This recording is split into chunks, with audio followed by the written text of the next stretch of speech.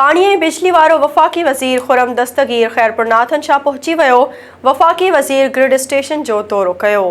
SS news जे reporter Aqeel लाखो ऐं शफ़ीक़ ज़मान लगारी मूजिबि खुरम दस्तगीर सां गॾु सूबाई आबपाशी वज़ीर ॼाम ख़ान छोरो, फोकल पर्सन दादू फयाज़ अली बुट, नून लीग जी अॻूणी MPA Sorath Thebo, commissioner Hyderabad SSP दादू ऐं ॿिया हुआ।